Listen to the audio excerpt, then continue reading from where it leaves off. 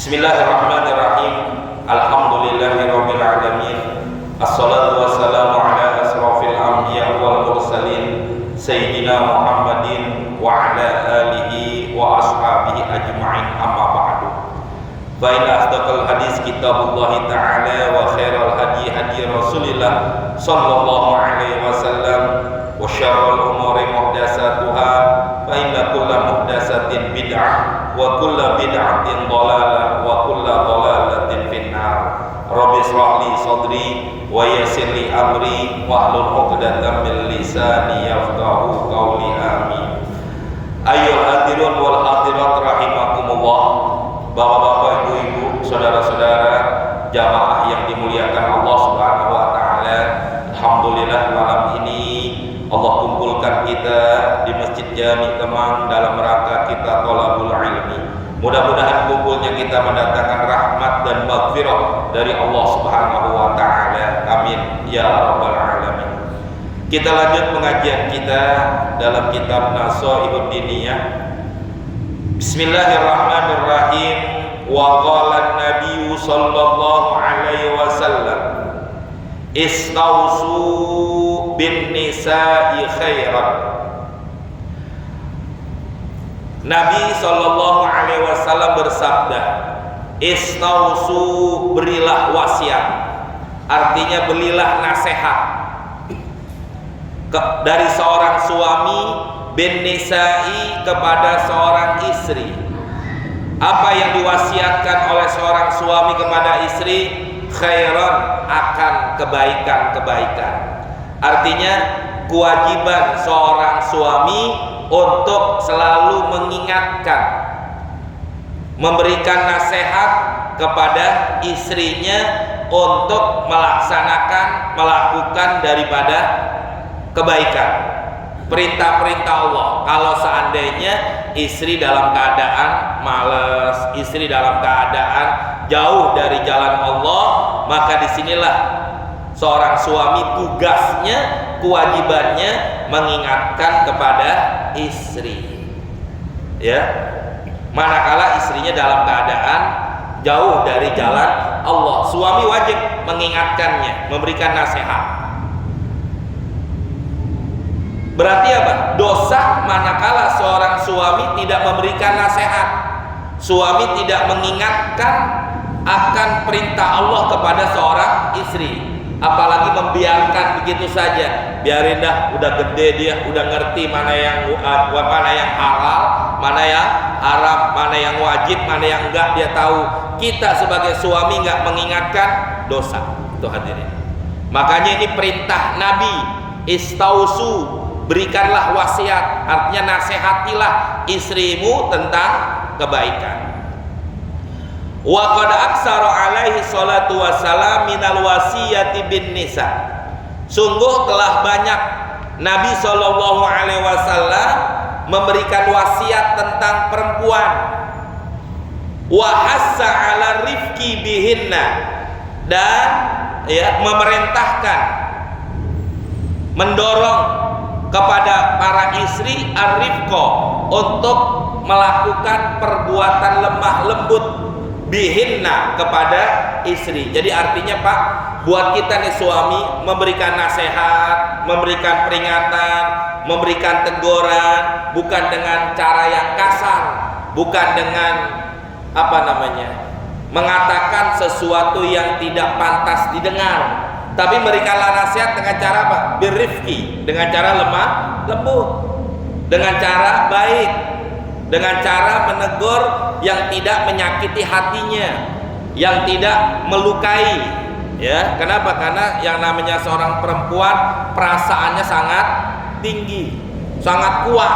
Nah, di sini kita yang tahu pasangan kita, kita yang tahu istri kita, maka berikanlah nasihat tatkala dia dalam keadaan seperti apa, berikan nasihat. Yang kedua, wa husnul ma'asyirati lahunna, dan baik dalam bergaul kepada mereka. Ya, pergauli mereka dengan cara yang baik. Artinya, kalau istilah orang sekarang, tidak KDRT, tidak dengan cara ringan tangan, Bukan hanya mulut yang nggak boleh berkata kasar, tapi juga kita sebagai suami jangan gampang-gampang dikit-dikit mukul, dikit-dikit tendang, dikit-dikit apalah sebagainya. Ini yang menyebabkan hukumnya adalah haram, dosa, ya. Kecuali nanti beberapa hal. Seorang suami kapan boleh memukul istrinya, tapi secara pergaulan nggak boleh. Jangankan mukul, ngomong kasar aja nggak boleh. Itu kewajiban. Wa qala alaihi salatu wassalam, kata Nabi apa? Khairukum linisaikum. Sebaik-baiknya kamu, ya, sampai 2 kali Nabi mengatakan khiyarukum. Sebaik-baiknya kamu. Siapa orang yang paling baik? Nih kita, seorang suami, seorang masyarakat, siapakah orang yang paling baik di antara kita? Orang yang paling baik linisaikum, kepada istri mereka. Kita baik kepada orang lain, belum tentu dikatakan kita baik kalau kita tidak baik sama istri kita. Kenapa? Karena tatkala kita sebagai seorang suami mengatakan qabil tu nikaha wa tazwijaha, atau saya terima nikahnya dan kawinnya Fulana binti Fulana dengan mas kawin yang tersebut dibayar tunai, itu tanggung jawab orang tua daripada itu perempuan pindah kepada kita sebagai seorang suami. Apapun yang dilakukan oleh seorang istri, baik ataupun perbuatan jahatnya, itu pengaruh kepada suami. Istri ibadah dapat pengaruhnya kepada suami, ya. Istri melakukan perbuatan dosa, dapat dosanya kita suami, sekalipun kita tidak berbuat dosa. Tatkala kita mengatakan saya terima nikahnya dan kawinnya Fulana, itu semuanya pindah kepada kita, Pak. Makanya manakala seorang suami dikatakan baik atau seseorang itu dikatakan baik, bukanlah baik kepada orang lain, tapi seorang itu baik manakala dia baik kepada istrinya.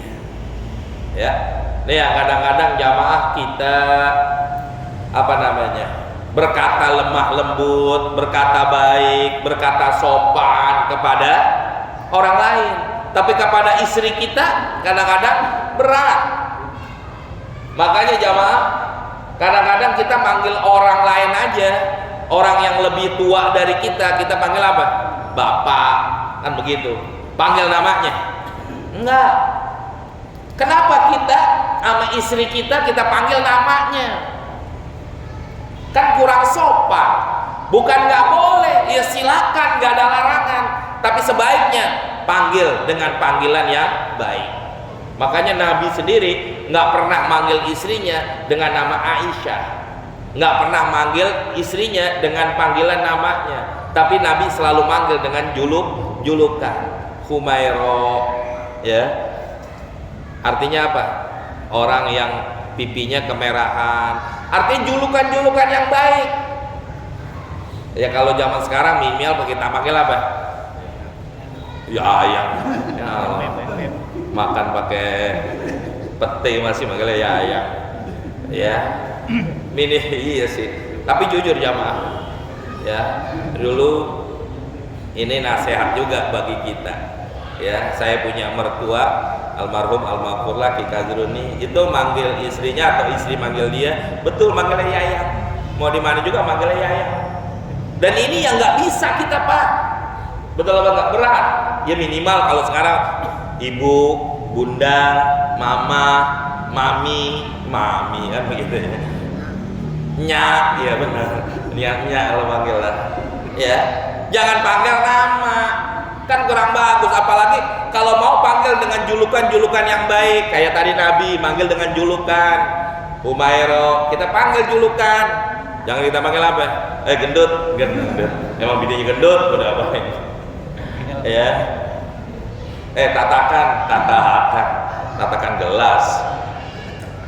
Maka sebaik-baiknya orang manakala orang yang paling baik kepada istrinya. Kalau dia bisa berbuat baik kepada istrinya, apalagi kepada orang lain. Itu jamaah. Wa qala sallallahu alaihi wasallam khairukum li ahli boleh. Sebaik-baiknya kamu adalah orang yang baik kepada ahli. Di sini adalah istri. Ya, ahli itu keluarga. Ya, atau istri. Jadi sebaik-baiknya kita, kata Nabi sampai 2 kali dalam bentuk yang lain. Apa? Sebaiknya kamu adalah orang yang paling baik kepada istri, yang paling baik kepada keluarga. Wa ana khairukum li ahli, kata Nabi. Dan saya adalah, kata Nabi nih, Nabi yang mengakui dirinya sendiri, saya adalah sebaik-baiknya kepada keluargaku, orang yang paling baik kepada istriku, akulah, kata Nabi. Masya Allah.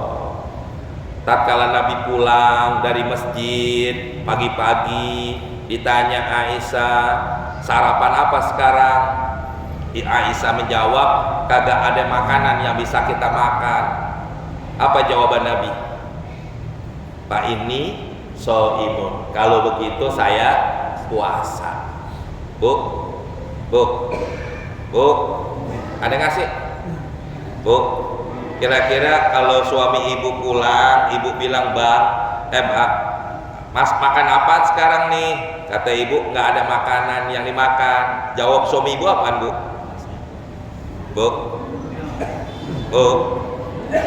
Bu, suami ibu jawabnya apaan, Bu?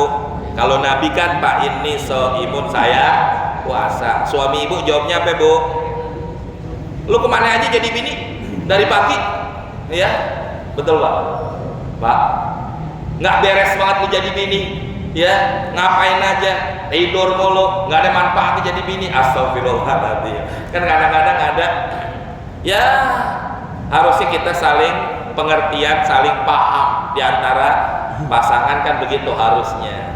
Jangan menyalahkan istri, tapi kadang-kadang kita nggak menyalahkan diri kita sendiri. Ini kesalahan. Bisa jadi istri kita belum masak, Pak, karena belum dikasih duit. Betul, Bu? Bu, belum dikasih duit. Betul, Bu? Kencang banget tuh jawabnya. Maka inilah yang kadang-kadang menyebabkan apa? Rumah tangga jadi tidak baik. Ya, makanya apapun yang terjadi kita harus saling pengertian.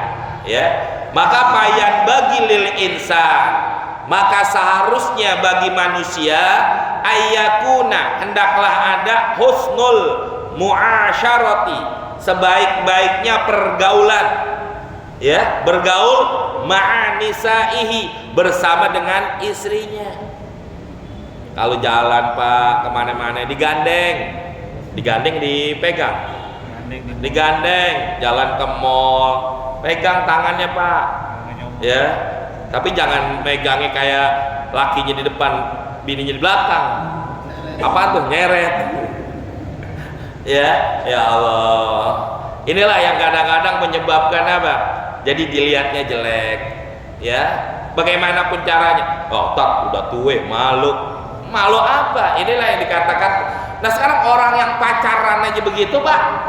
Orang yang pacaran yang belum halal, kenapa dia bisa gandeng tuh ceweknya? Kenapa istri kita yang udah halal kagak kita gandeng? Kenapa, Pak? Pak, woi, Pak, malu kenapa? Bini gue udah jelek kan? Udah tua. Tapi inilah kenyataan.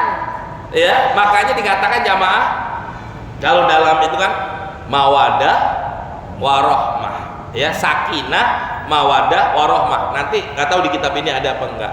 Nanti ada keterangan tuh jamaah. Kenapa urutannya sakinah, mawadah, warohmah? Orang baru kawin timbulnya sakinah.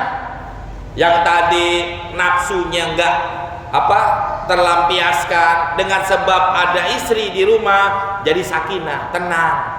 Ya, matanya enggak jelalatan lagi. Kenapa? Sakinah jadinya. Nanti baru nikah sakinah, timbulnya nanti udah sekian tahun mawadah, timbul kasih sayang. Sekian tahun udah mulai umur udah 60, ya, udah mulai timbul apa? Keriput nih kulit, udah mulai timbul penyakit. Timbulnya apa di situ? Bukan lagi mawadah, tapi rohmahnya timbul. Kasih sayang yang ada dalam hati yang paling dalam, itu rohmahnya di situ. Ya, makanya sakinah, mawadah, warahmah. Nggak bisa dibalik. Ya, nggak bisa dibalik urutannya. Ya udah kalau gitu rahmah, mawadah, sakinah, nggak bisa. Harus rahmahnya terakhir. Ini kayak umur-umur udah 60 ke atas, 50-an ke atas itu udah warahmah. Timbulnya kasih sayang. Betul apa enggak? Iji ya? Iya, udah ngapain lagi udah mau lihat. Begitu banget kan begitu. Begitu banget. Ya, timbulnya rahmahnya di situ. Nah, inilah yang perlu adanya dikatakan husnul muasyarah. Baiknya dalam pergaulan sama istri, bagaimana caranya. Yang berikutnya apalagi? Latiful akhlak. Seorang suami harus punya apa? Latif, lemah lembut akhlaknya. Jangan berkata kasar, memerintahkan juga dengan cara yang baik. Boleh nggak suami memerintahkan kepada istri? Silakan, tapi perintahkan dengan kata-kata yang baik, yang sopan, ya. Jangan dengan cara yang keras, ya. Syafiqan rafiqan, kasihan, timbulnya kasihan. Rafiqan, timbulnya dengan cara kasihan yang penuh dengan lemah lembut, ya.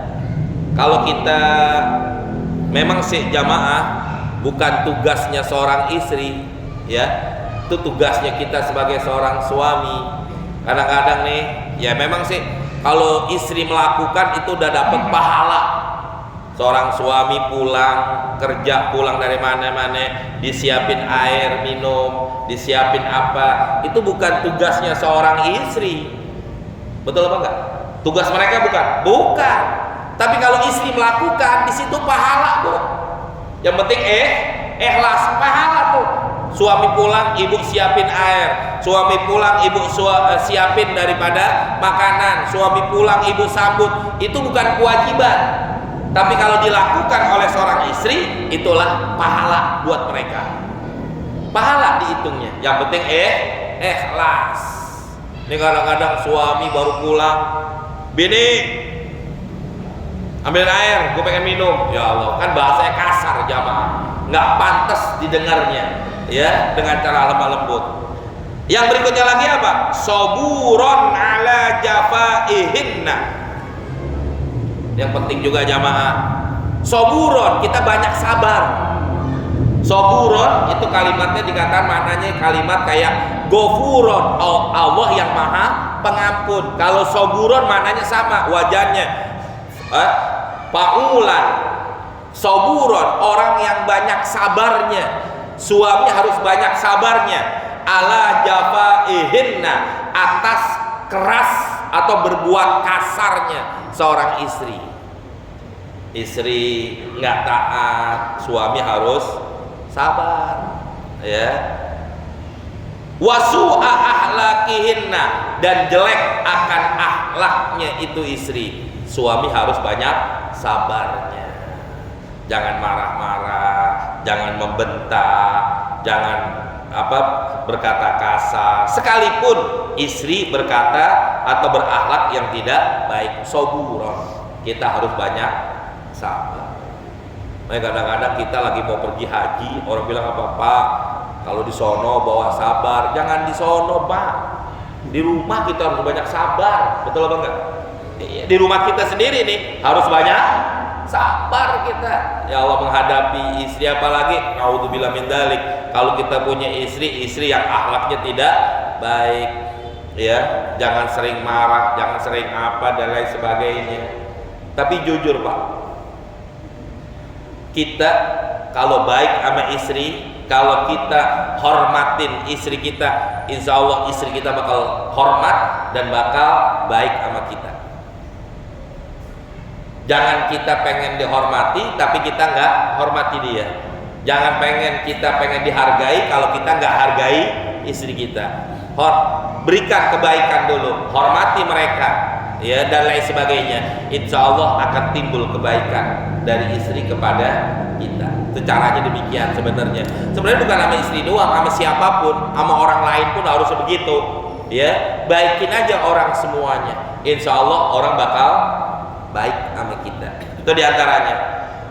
Yang berikutnya, wa yakuna kasiron, hendaklah seorang suami itu banyak kasirol musamahati, apa lapang dadanya. Artinya seorang suami banyak redonya, banyak relanya, banyak nerimanya, ya. Lahunna, kepada istri, fima yajibulahu, apa yang wajib atas seorang istri, lahu, kepada suami, minal hukuki alaihinna, atas hak-hak yang wajib diberikan kepada mereka. Istri kita perintah nggak mau, jangan marah-marah Pak, lapang dada. Musamahah tuh lapang dada, bahasanya enak, ya, nerima, ikhlas, apa namanya, nggak cepat emosi, nggak cepat marah. Itulah harusnya seorang suami. Kenapa? Karena yang namanya kita lagi mendidik, betul Pak? Kan suami nih pendidik istri, ya kayak guru. Seorang guru harus banyak musamahahnya, ya. Apalagi kalau kita punya santri nih Pak, kalau nggak banyak musamahahnya, nggak banyak lapang dadanya, marah-marah mulu Pak. Ya, saya pengalaman ya, sejak saya punya pesantren. Jadi itulah yang kadang-kadang musamahah tuh lapang dada harus ada. Ya kalau jamaah lapang dadanya kan, kalau kita kan lapang dada kita sama istri kita, sama anak-anak kita, betul apa enggak? Lah itu harus ada. Kenapa? Karena orang kalau udah bisa lapang dada, menerima dan tidak kecewa dengan apa yang orang lakukan kepada kita, insya Allah di situ akan mendatangkan kebaikan kepada orang tersebut. Ya Pak ya. Sekali lagi, kalau kita bermusamahah, kita berlapang dada, dan kita tidak balas apa yang dilakukan kejahatan kepada kita, di situ akan ladang buat apa? Jadi baiknya tuh orang. Pak, kita aja nih, kalau kita berbuat salah sama orang, terus orang balas kesalahannya kepada kita, kira-kira gimana? Kita akan lakukan kesalahan lagi sama dia, betul? Kita jelekin orang balas ngejelekin kita akan berpikir untuk berbuat ngejelekin lagi kepada dia. Tapi tatkala kita berbuat jahat sama orang nggak balas kejahatan kita, yang akhirnya apa? Kita berpikir, ya ngapain lagi jahatin dia nggak bakal balas, capek-capek doang kita. Akhirnya apa? Tuh orang jadi baik sama kita. Lah begitu juga istri, anak, ya, termasuk sama orang lain, termasuk kayak kita nih Pak, ini santri kadang-kadang kita udah ajarin, kita udah kasih makan gratis, masih ngelawan, disuruh ngaji, males. Kira-kira gimana? Bukan dongkol lagi kita Pak, ya, kan begitu ya. Kita udah kasih dia makan, kita kasih ilmu gratis semuanya, kita suruh ngaji aja susah. Perasaan gimana? Keselnya kayak gimana? Tapi musamahah lah di situ. Nanti akhirnya apa? Dia bakal berubah. Perubahan itu akan kembali kebaikannya kepada kita. Begitu juga istri, anak-anak kita Pak. Banyakin musamahah, lapang dada. Ya, itu kewajiban seorang suami kepada istri yang harus kita lakukan demikian Pak. Namanya mendidik, namanya kita menjadi pimpinan, harus banyak nerima. Bukan harus banyak memberikan, tapi kita banyak menerima kejelekan dari orang lain. Ya, bukan menerima kebaikan, tapi kita siap menerima kejelekan dari orang lain. Mau kagak mau harus siap. Kan begitu jadinya. Betul. Iya, kalau kita jadi suami, kita siap kejelekan dari istri kita. Kita udah punya anak, kita siap kejelekan dari anak kita. Begitu juga lebih luas nanti kita bapak-bapak yang udah punya mantu harus siap kejelekan dari mantu kita. Betul apa enggak? Lah iya jamaah, jangan kita nggak mau dan lain sebagainya. Itu udah resiko, sesuatu yang harus kita terima. Musamahahnya, lapang dadanya itu harus ada pada diri kita. Dan inilah yang paling penting buat kita apa? Terima. Sekarang apa? Kalau kita nggak terima, jangan jadi orang yang punya tanggung jawab, begitu ya. Titik. Itu kewajiban suami kepada istri. Sekarang sebaliknya Bu, Wa amma ma yajibu alaihinna, dan adapun apa yang wajib atas perempuan, atas istri, min hukukillah, dari hak-haknya Allah, ya, fayukallifuhunna bil qiyami bih, maka Allah, ya, Allah minta pertanggungjawaban, yukalif, Allah bebankan kepada mereka istri, bil qiyami, untuk bisa melaksanakan bihi, daripada hak tersebut, ya.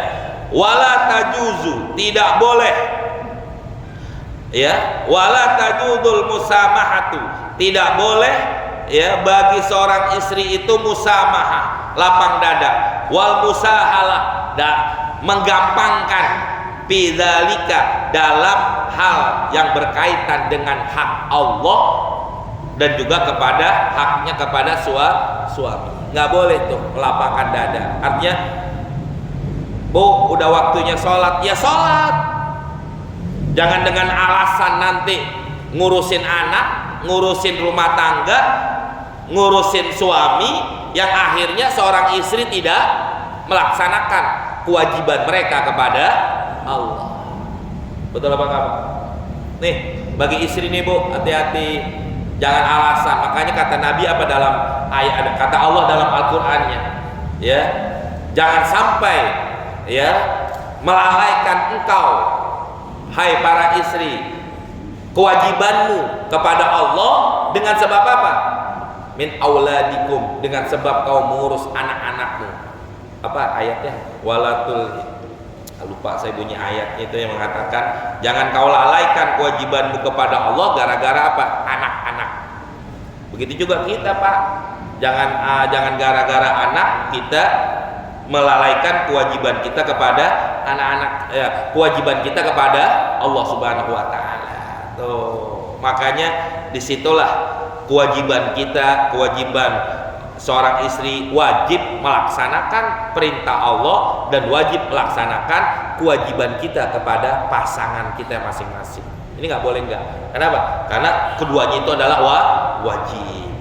Masya Allah, hati-hati. Yang kadang-kadang dosa yang nggak kita sengaja, dosa yang nggak kita sadari itu adalah sebuah dosa. Ya, Masya Allah. Wa kadzalika yanbaghi lahu, demikian juga harus lahu bagi seorang istri, alla yumallikal mar'atu amrohu, tidak boleh menguasai seorang istri akan urusan-urusan suaminya. Artinya seorang istri nih Bu, jangan terlalu mengatur akan suami. Kalau mengarahkan, memberitahukan silakan, tapi mengatur seorang suami, seorang istri nggak boleh. Ya. Artinya begini nih, ini buat perempuan nih, buat ibu-ibu. Jangan sampai seorang istri mengatur, menguasai akan urusan suami. Maksudnya begini, kadang-kadang nih, mohon maaf nih Pak Bu, suami pengen ngasih uang kepada orang tuanya, istri nggak ngasih, nggak boleh Bu. Betul apa enggak? Iya, karena yang namanya suami taatnya kepada Allah, kepada Rasul, kepada orang tua, baru istri. Beda dengan istri. Istri wajib taat Allah, Rasul, suami, baru orang tua. Ya, ini kadang-kadang istri ngomong, ya tapi kita harus tahu diri juga Pak. Kita punya mertua, yang banyak punya mertua nih, jangan sampai orang tua kita aja kita kasih, mertua kita enggak, salah juga nanti. Harusnya apa? Imbang. Tapi istri jangan ngatur, nggak boleh. Kalau ngingetin boleh Bu, tapi kalau ngatur jangan. Kan begitu. Ini kadang-kadang segala sesuatunya yang akhirnya apa? Jadi timbul keributan. Ya memang sih salah juga tuh istri, tapi nggak bisa disalahkan juga, kita salah juga suami. Kenapa nggak bisa adil? Nggak bisa baik kepada orang tua, nggak bisa baik kepada mertua. Harusnya imbang. Insya Allah akan jadi kebaikan. Kita kasih orang tua kita, kita juga kasih mertua kita. Insya Allah jadi baik semuanya. Ya. Nah, makanya tatkala suami mempunyai urusan apapun, istri jangan ikut campur. jangan ikut, kecuali kalau dia minta nasihat, minta pendapat, silakan. Tapi untuk mengatur segalanya, kadang-kadang masalah duit pun diatur. Udah sini bang, duit gua pegang semua. Ya, suami mau sedekah susah. Ya, jangankan sedekah, buat sholat Jumat aja. Mau kan bang, sholat Jumat nih 5.000. Kata bilangnya, buat rokok belum? Buat rokok, pakai rokok lagi lo. Udah tuh buat sedekah aja. Laki pinter, lari ke warung Hasan, san di rokok, san Samsu 2 batang, 3.000 kan? San ya, mana Hasan tadi ada?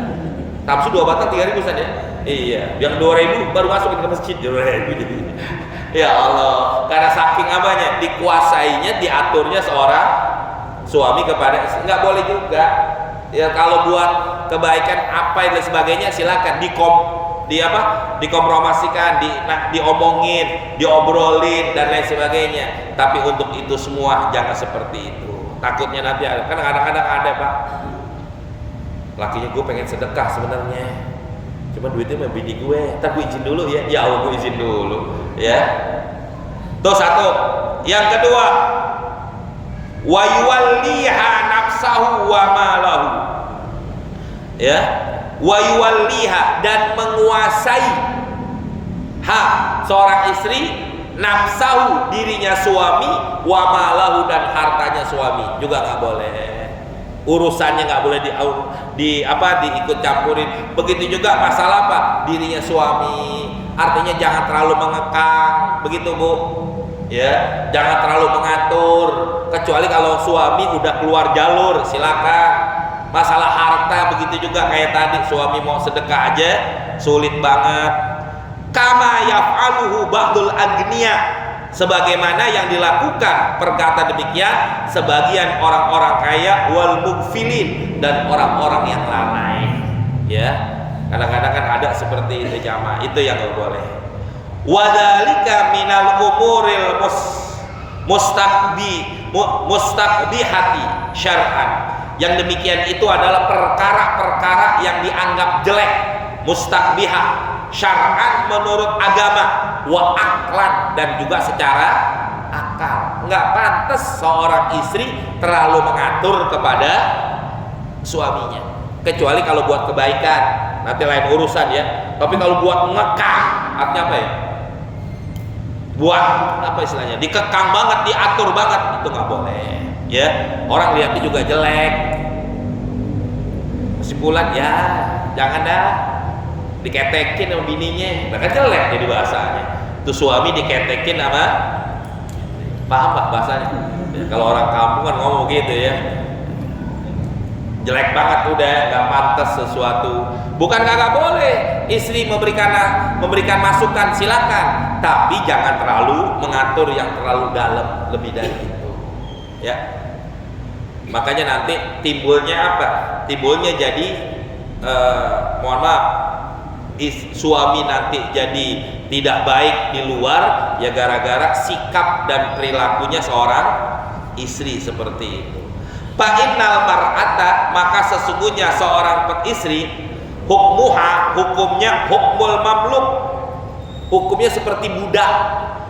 Watabi, hukumnya seperti orang yang mengikuti. Yang namanya budak tergantung majikan, orang yang mengikuti tergantung yang diikuti. Kayak kita nih pak, lokomotif. Istri kita nih bu, ibu-ibu sebagai apa? Gerbongnya. Gerbong itu ngikutin apa? Lokomotifnya, kepala keretanya. Kereta mau jalan kemana ya, gerbong ngikutin, kan begitu. Nggak ada gerbong jalan duluan, yang ada lokomotif jalan duluan. Ya, tapi manakala lokomotifnya salah jalan, silakan ya seorang istri, seorang ini mengingatkan dan lain sebagainya, boleh, tapi nggak boleh mengatur secara keseluruhan. Begitu maksudnya bu ya, bu. Paham bu? Ya, jadi nanti berumah tangga itu jadi baik. Tapi kalau istri yang mengatur segalanya, itu nanti jadinya nggak baik. Dipandang secara pandangan manusia juga nggak baik. Paman ja'alal mamluka matbu'an, maka barang siapa menjadikan itu budak matbu'an yang diikuti, wattabi' mengikuti, matbu'an diikuti, bahwa ma'kusun, mankusun itu apa kalau bahasa Arabnya apa, bongkar apa, bolak-balik jadinya, kebalik bahasa kita begitu. Ma'kusun, mankusun, terbalik. Harusnya apa? Gerbong yang ngikutin lokomotif, bukan lokomotif yang ngikutin gerbong. Suami yang mengatur, bukan istri yang mengatur. Ya, tapi kalau dalam komunikasi nggak ada masalah, Pak. Jangan kita marah-marah juga. Lo bini nggak boleh ngapa-ngapain, ikutin apa kata gue. Ya nggak juga. Kalau istri memberikan saran, istri memberikan masukan nggak apa-apa. Tapi seorang istri nggak boleh mengatur segala sesuatunya. Yang ngatur siapa? Suami. Karena suami adalah kepala rumah tangga di dalam rumah tangga ini. Ya. Makanya waqad qala alaihi salatu wassalam, kata Nabi, la yaflau qaumun walla amrohum imra'atun.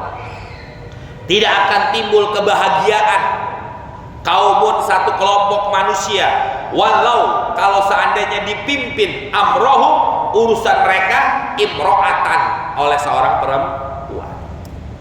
Nanti dalam rumah tangga begitu juga, Pak, Bu.